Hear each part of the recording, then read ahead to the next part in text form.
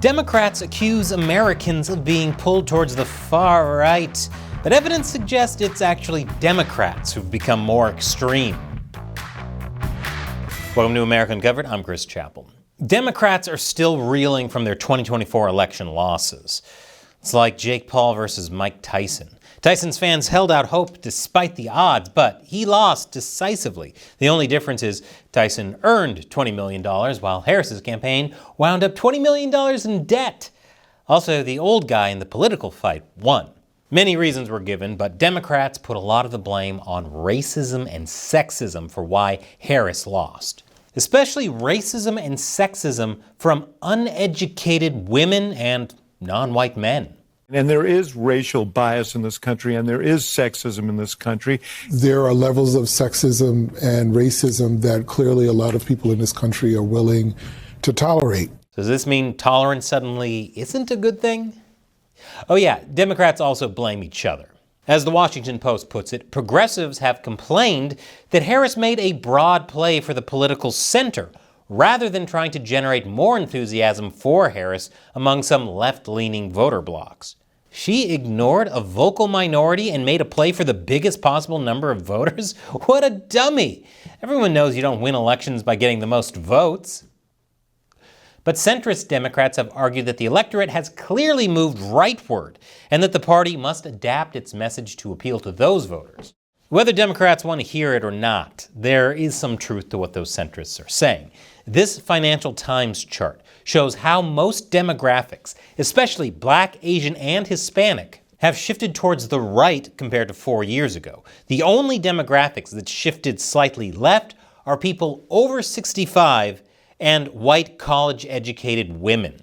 So Harris should have ignored Blacks, Asians, and Hispanics and tried to cater more toward the elderly and college-educated white women to be more progressive. But is this really showing the electorate moving towards the right, or are Democrats going so far left that it makes everybody else look further right? For those who find themselves in the middle, the answer is the latter. These days, the absolute best way to demonstrate anything is with a meme. So here's this meme, created by evolutionary biologist Colin Wright and widely shared, including by Elon Musk, that illustrates what centrists have been experiencing. Take note of the conservative and left-of-center moderate not changing stances, while the liberal is going so far left that the moderate is now a solid part of the right. Also, I don't know what it says about the state of politics when millions are deeply identifying with a stick figure. Many on the left dismissed this meme and claimed it was a very bad meme that's out of touch with the reality, though it makes you sound out of touch when you scold a meme like it's a dog that ate your shoes. Former Washington Post columnist and New Republic writer Greg Sargent called it an absurd depiction of the GOP and Democratic parties that depict Musk turning a blind eye to right-wing and GOP extremism. Washington Post columnist Philip Bumps said the illustration is simply wrong. So the message we get from the mainstream media is that the right is getting more and more extreme and growing at an alarming rate. But for people who live in reality, that's not quite right. It's actually the Democratic Party that's been getting more and more extreme. For years, Democrats like AOC have complained that their own party was too moderate and even too conservative, and that progressive members are trying to change that. Nothing better illustrates this than back in 2019, when AOC's then chief of staff compared moderate Democrats to old Southern Democrats hell-bent on promoting racism against Black and brown people. Thanks for proving the meme correct. But it's not just progressives like the Squad who are more extreme.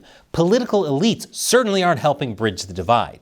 They're way more extreme than the average voter, as seen in this 2021 Data for Progress study, though it wasn't shared as much since it doesn't have any stick figures.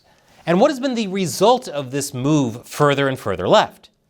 Extreme ideological divide, according to Pew Research Center's 2017 findings, which, granted, a lot has changed since then. Democrats and Republicans had much more in common ideologically in the 1990s and remained that way through 2004. Since then, however, the divide has been shifting, and by 2017, the gap had widened. Which is crazy because it's not like anyone entered the political arena in 2016 that we haven't been able to stop talking about for even a single solitary second. As the Financial Times piece points out, Trump broke the Democrats' thermostat. Even before Trump came into office, data showed Democrats taking a sharp left turn on social issues, like support for affirmative action and increased immigration. As you can see in this Financial Times graphic, the continuing move to the left has remained drastic since then. Or this Financial Times graphic on immigration and the police. It's a little telling that white progressives hold views too far on the left for even Hispanic and black voters. So when Democrats blamed racism for their losses, were they blaming black and Hispanic voters specifically for being racist against themselves? Another sign that the Democratic Party has gone very far left is how big names like RFK Jr., Tulsi Gabbard, Joe Rogan, Elon Musk, or even Donald Trump are now siding with Republicans. And because of this, the mainstream media hasn't been nice to them. Oh no. They've accused Elon Musk of having far-right politics. The same goes for Tulsi Gabbard and RFK Jr. Seeing free thinkers is enough for media outlets to warn of far-right radicalization. Rule of thumb, if you're warning people against thinking, you're probably not on solid ground.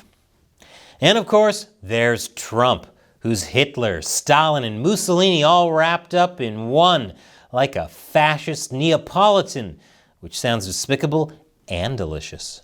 But as much as the mainstream media loves depicting Trump as an authoritarian fascist, former Democratic President Bill Clinton and Trump actually agree on a lot. And it's not just by the absurd number of pictures both have with Jeffrey Epstein. Remember, Trump himself is also a former Democrat, and we saw his Democratic tendencies play out during his first term. For example, he took some steps to strengthen federal gun control, a policy that Democrats traditionally favor, as did Clinton. And although he claims to be the most pro-life president in U.S. history, he has nearly dropped pro-life from his vocabulary. Which is crazy. He's losing words because he has the best words.